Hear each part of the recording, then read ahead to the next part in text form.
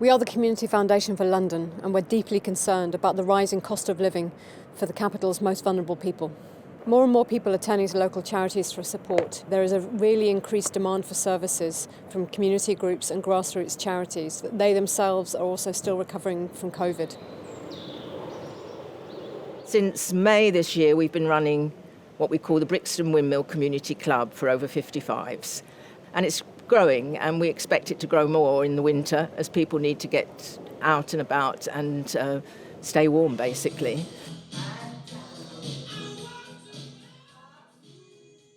Like Jean said, it is going to get worse with the cost of living crisis, and we're just here to help and make their day, but they make ours mostly. Definitely, yeah.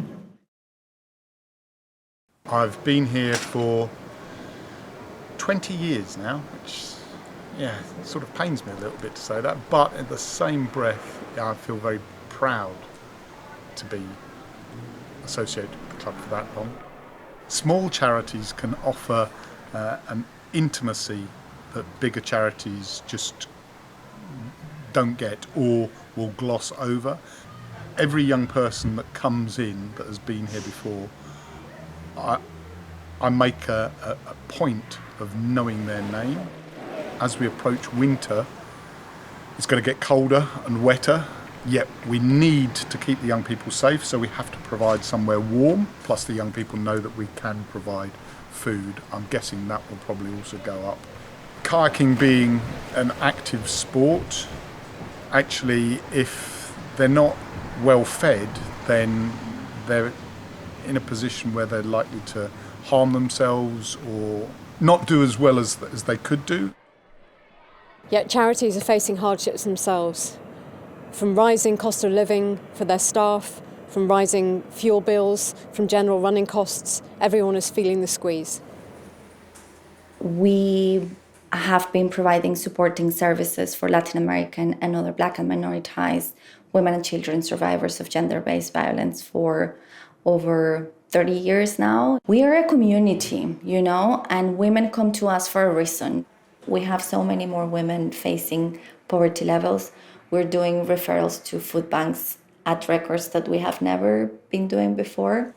We have had an increase in the rent in our main office and also at the refuges. And then on the other side, with the staff, we can hear our colleagues worried about if they are going to be able to make it to the end of the month, if they're going to be able to turn the heating on during the winter. But the team of the organization, they do a fantastic work. I'm just so proud that I get to share my space with them, my working space with them.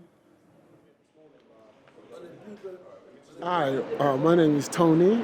I've been delivering workshops for over 25 years.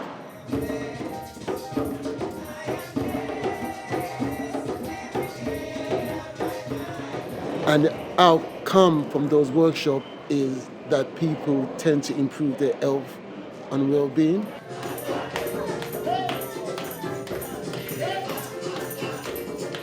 With the crisis getting on, like me now, I'm struggling.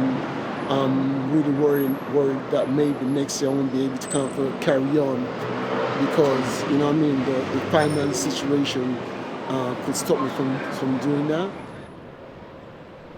Here at London Community Foundation, we have the expertise and reach to get support to people and families fast, but we can't do this alone.